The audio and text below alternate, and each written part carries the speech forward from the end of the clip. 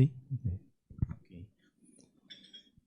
Okay. Bueno, pues buenas tardes a todos. También agradezco mucho la invitación que me hicieron para, en este caso voy a presentar resultados de un proyecto que apenas estamos todavía encarrerados en él, pero pues yo creo que hay un buen material para ir ya viendo, pues sacando algunas cosas que se pueden ir presentando.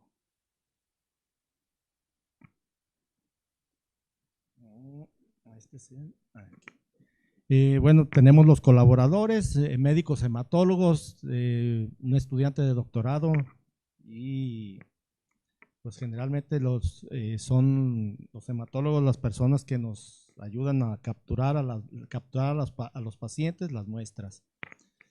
Pues, ¿qué decir rápidamente para entrar en forma? Pues que la leucemia linfoblástica aguda pues es una enfermedad, una neoplasia que se origina de una célula progenitora de linfocitos BOT. Estas células se van acumulando en la médula ósea y pues van suprimiendo la formación de las otras células normales, lo cual trae los principales síntomas de la enfermedad, como ya sabemos. Y bueno, pues vamos al punto. También algo así muy breve, la incidencia y mortalidad. Vemos cómo la leucemia es el pico más alto en el grupo de edad de 0 a 14 años. En México pues también es su incidencia la más alta en ese grupo de edad. Y en cuanto a la mortalidad pues también es la más alta en ese grupo de edad.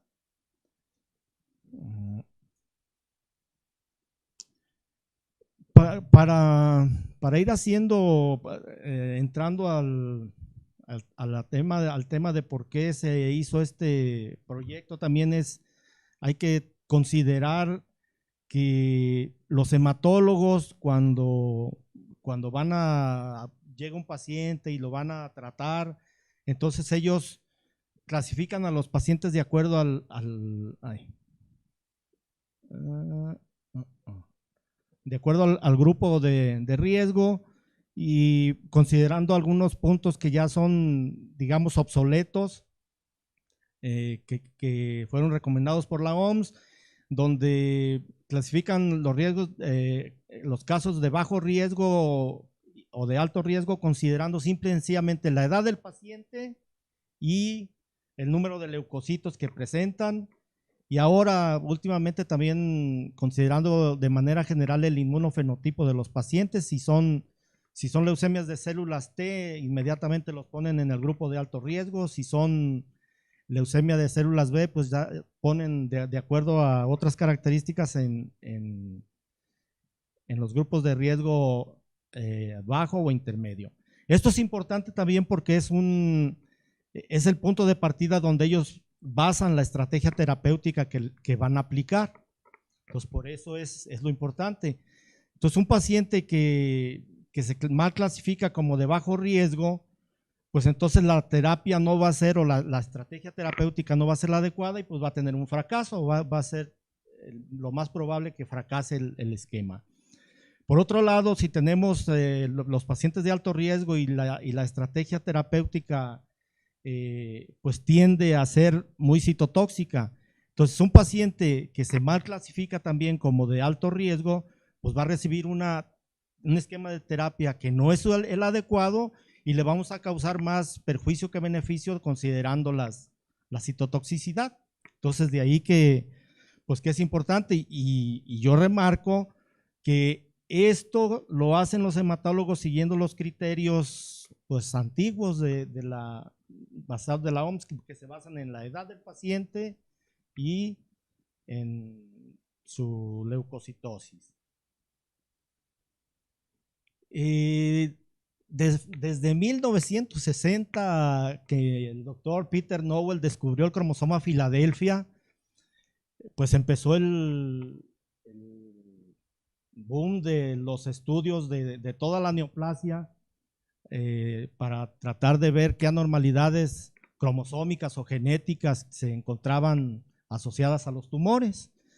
Entonces, otra vez remarcando, los criterios para clasificar a los pacientes vienen desde 1960, de antes de 1960, y a partir de ahí, pues ya en la gran mayoría de los países desarrollados, pues ya esos criterios pues ya pasaron a la historia, y más bien lo que se utiliza viene siendo el perfil de anormalidades que se encuentran en cada paciente. Y así, entonces vemos que más o menos para la leucemia linfoblástica aguda hay ya un perfil citogenético más o menos conocido, donde tenemos que 25% de los más frecuentes, 25% son cariotipos o citogenéticos hiperdiploides, tienen cromosomas de más de 46. Esta fusión ETB6-RUNX1 también se presenta en un 21% de pacientes. Estos son en teoría de buen pronóstico, de pronóstico bajo, de riesgo bajo. Vemos aquí de riesgo alto fusiones de genes de KMT2A, de BCR-ABL, y de riesgo intermedio, nada más como para señalar algunos, pues está la amplificación de cromosoma 21 y las fusiones de TCF3-PBX1. Estas fusiones en general se consideran, les llaman mutaciones driver. Esas mutaciones driver pues son las que de alguna manera se consideran como los eventos iniciales que van a dirigir a esas células hacia una neoplasia franca. Entonces, pues básicamente ese es el perfil citogenético, citogenómico de la leucemia en el mundo, y pues nosotros de alguna manera quisimos enfocarnos en detectar esas anormalidades aquí en nuestra población, porque pues en realidad no las conocemos. También cabe señalar, porque más adelante vamos a ver, el del gen de las cadenas pesadas de las inmunoglobulinas, el gen IgH, no está considerado en este contexto global, pero más o menos en trabajos por ahí aislados y recientes, más o menos se encuentra en un 4% anormal. En México la leucemia linfoblástica aguda pues es muy alta, tiene una incidencia muy altísima, de las más altas del mundo, y la mortalidad pues es así, nos llevamos el primer lugar. También se cree que la población latinoamericana es la que con más alta mortalidad presenta. Pues veamos la diferencia, tenemos a más o menos 65% de supervivencia, mientras que en los países ya en desarrollo van 90 o tasas un poquito más altas, ¿verdad? Que ahí va a ser muchos factores. Entonces, eso también a nosotros nos daba a pensar de que nuestra población, quitando los problemas inherentes a todo lo económico, pues también puede ser que en nuestra población las alteraciones cromosómicas o las fusiones génicas que tienen un alto impacto en el riesgo del paciente pues sean las más frecuentes. Y entonces pues eso de alguna manera decidimos abordarlo. Bueno, antes de esto, que las características citogenómicas de los pacientes fueran un poquito diferentes a las de la población, a las de otras poblaciones. Eso, no voy a cambiar de…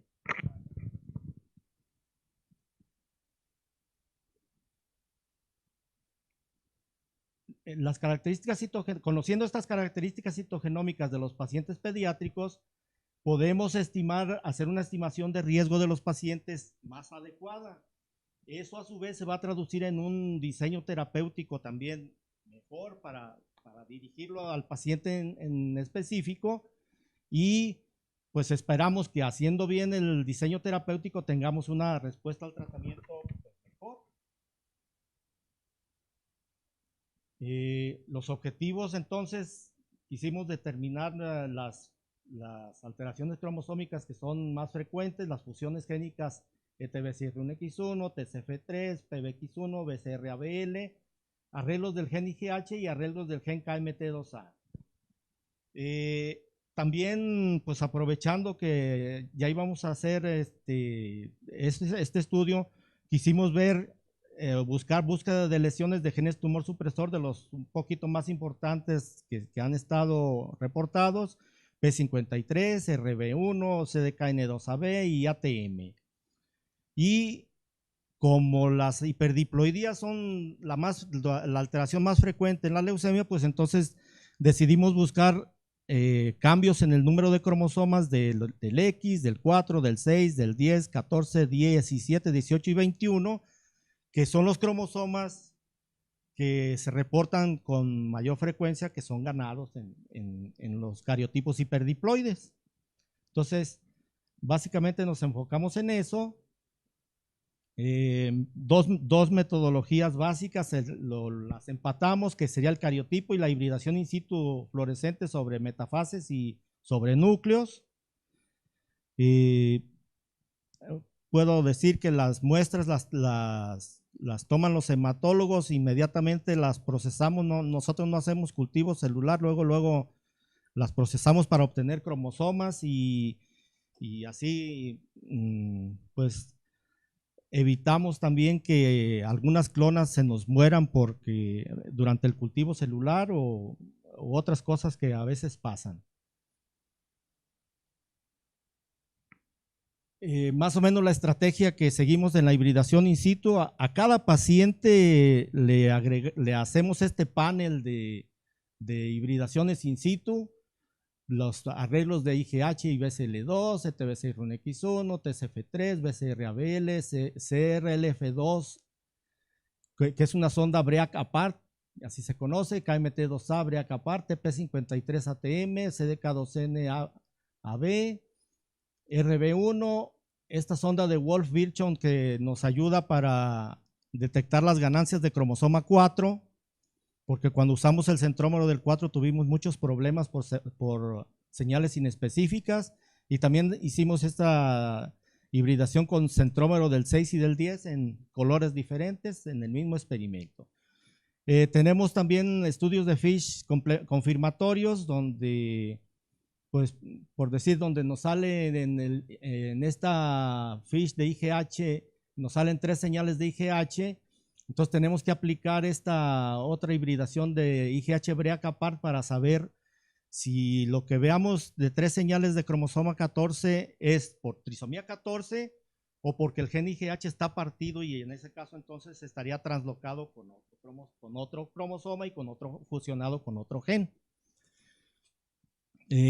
También cuando el inmunofenotipo de la leucemia nos lo reportan como de célula T, aplicamos este otro panel específico para las leucemias de células T, para buscar arreglos específicos que ya se conoce que son muy frecuentes en células T.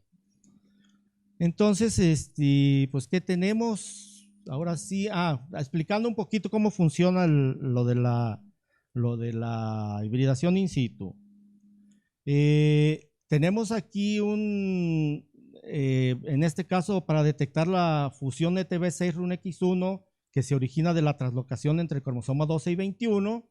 Entonces, tenemos un ADN marcado que le llamamos una sonda que flanquea al gen ETB6 en el cromosoma 12 y otro al gen RUNX1 en el cromosoma 21. Cuando el gen permanece, que no se rompe, vemos en la metafase la señal verde, pues bonita ahí sin romperse. Una señal roja en el cromosoma 12 nos indica también el gen normal o el gen no alterado, pero aquí cuando ya hay la fusión ETB6 vemos que en estos dos cromosomas este segmento rojo vino y se pegó en el verde, y este verde vino y se pegó en el rojo, y por eso vemos las dos señales fusionadas. ¿Sí? Así de fácil y así de sencillo. Esto lo puede uno hacer sobre las metafases o lo puede uno hacer sobre los núcleos, y es exactamente lo mismo. Otro ejemplo, este es un cariotipo hipodiploide de un paciente que ya capturamos ahí. El paciente tiene, sus células tenían 35 cromosomas y toda esta pérdida, se perdieron todos estos cromosomas, ¿sí? Pero además tenía otra clona. Ese es el gran problema en el cáncer, que hay una heterogeneidad clonal. Entonces aquí vemos una clona que son 70 cromosomas, es decir, es una clona que se origina de esta, que son 35, entonces 35 más 35 dan 70, y además por aquí tenemos 2 cromosomas 21, acá tenemos 4 21, aquí tenemos un solo cromosoma 12 y acá tenemos 2. Entonces es la clona de 35 cromosomas se duplicó, ¿sí? Entonces, pues ese es uno de los grandes retos también que se tienen en toda la neoplasia en general. Tomando ventaja de que aquí determinamos que había la presencia de 2 cromosomas 21 y un cromosoma 12, pues usamos la sonda de ETB6RUNX1, de la que les mostré anteriormente, del 12P y 21Q. Entonces vemos las señales verdes, 2 verdes en el cromosoma 21 aquí y el otro aquí, que es la misma metafase, y vemos 21 y 21, y aquí están las 2 verdes. Y vemos una sola señal roja del cromosoma 12. Eso también nos permitió entonces ya hacer un conteo de núcleos, ya no necesitábamos tener células en metafase. Y entonces el conteo de núcleos, veamos aquí, esta célula tiene 2 verdes y un rojo, que es igual a esta. Entonces esta célula es de 35 cromosomas, y esta célula que tiene 2 rojos y 4 verdes, pues es de este tipo. Eso entonces ya nos permitió sacar más o menos ya unas proporciones. Las células con 35 cromosomas fueron 51%, y células de 70 cromosomas fueron 32%, y encontramos 17% de células normales.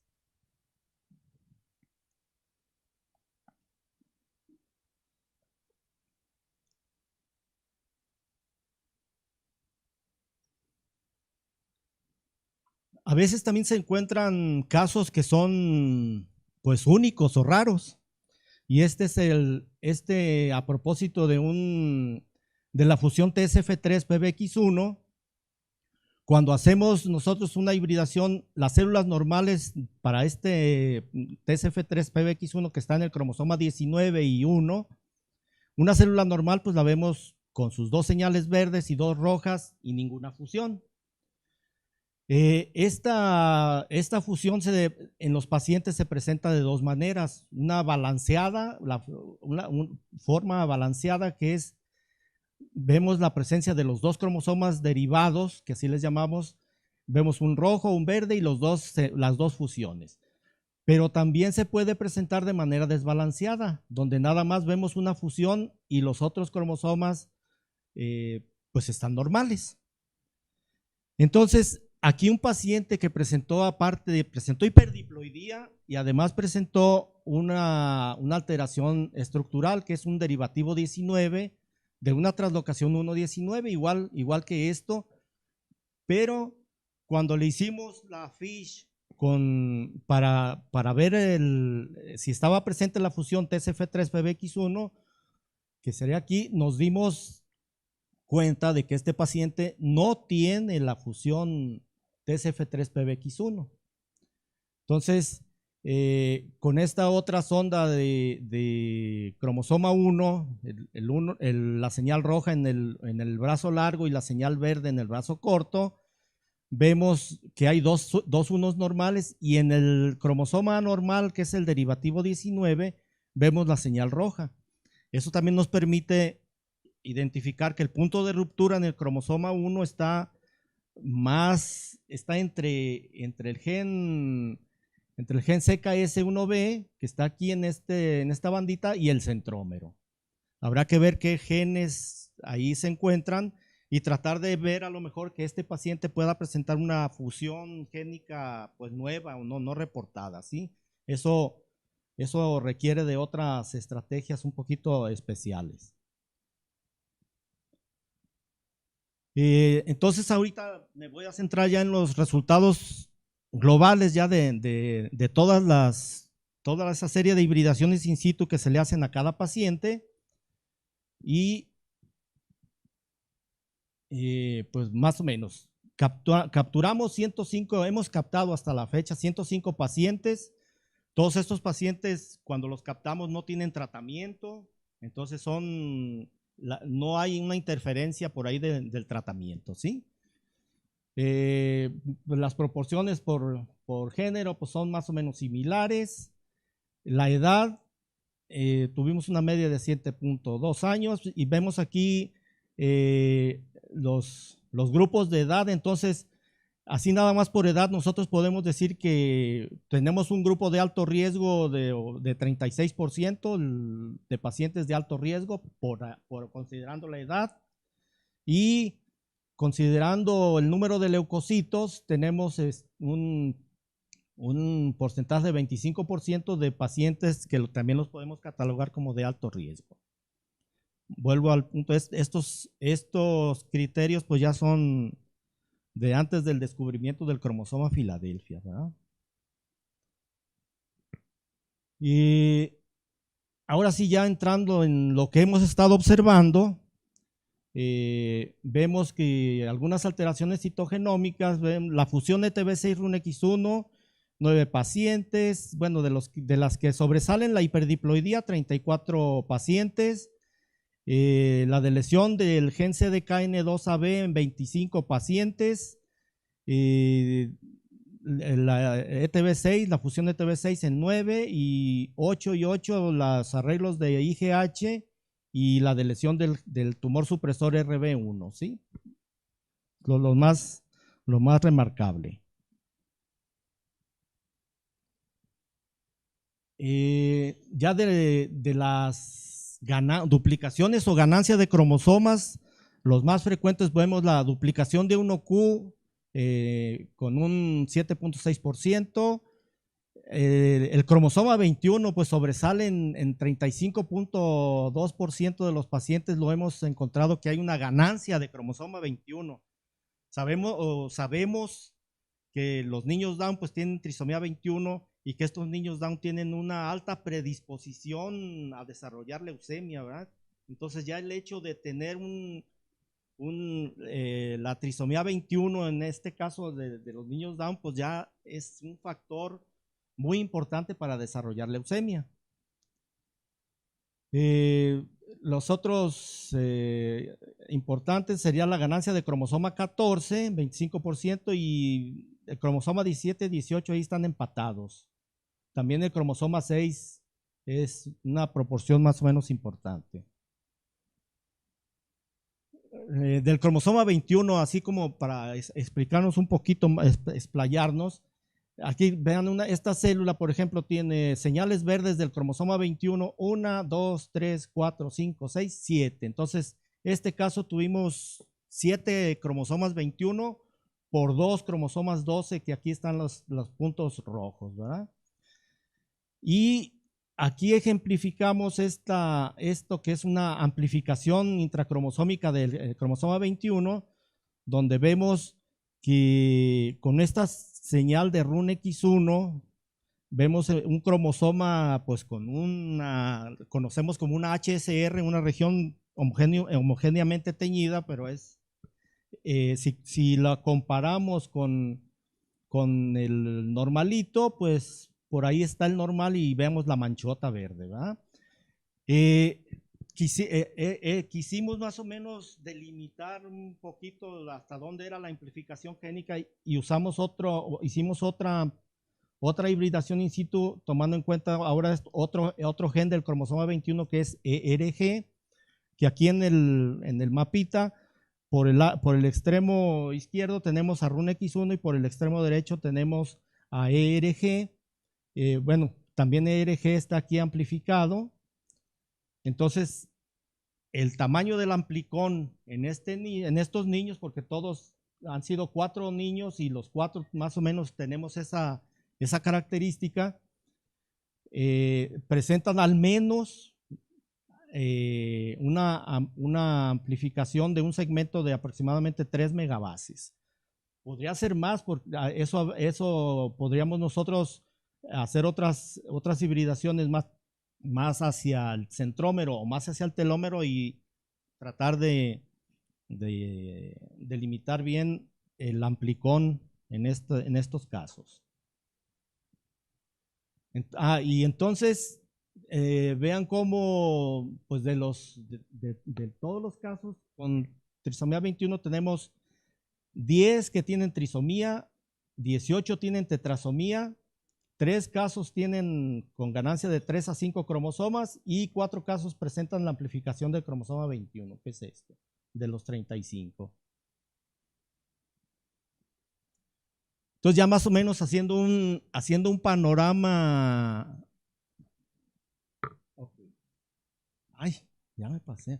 Haciendo un panorama, bueno, mejor voy directamente a las comparaciones. Perdón,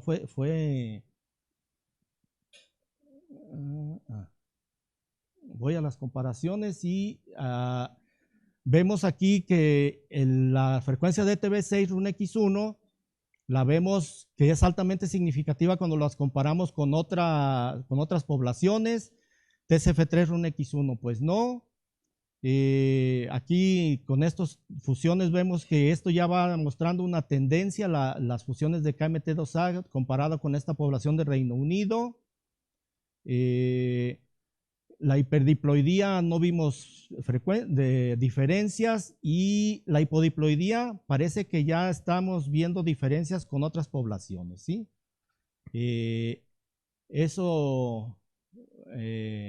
La amplificación de cromosoma 21 pues también estamos viendo que presenta ya diferencias en cuanto a las frecuencias y los arreglos de IGH pues también los tenemos frecuencias cuando las comparamos con otras poblaciones.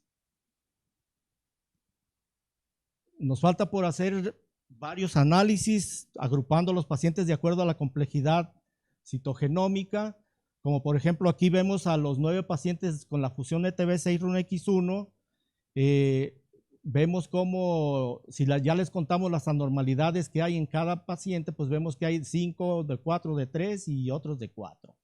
Aquí nada más resaltar que la de lesión de CDKN2A acompaña muy frecuente a la fusión ETB6 RUNX1 porque de 9 pacientes tenemos 5. Este es el punto medular donde incidimos con los hematólogos. Ya en el mundo pues ya se sabe que si el paciente tiene ETB6 RUNX1, pues hay que hacerle este abordaje terapéutico, o así como los que tienen la amplificación del 21, pues hay que ir haciendo sus abordajes, ¿sí? Entonces, básicamente a eso es a lo que tratamos es lo que nuestra meta final, y también esto a gran escala estamos construyendo nuestra cohorte de pacientes para hacer un cálculo de la supervivencia global de acuerdo a los grupos de alteraciones cromosómicas, y eso es todo, ¿sí? Gracias.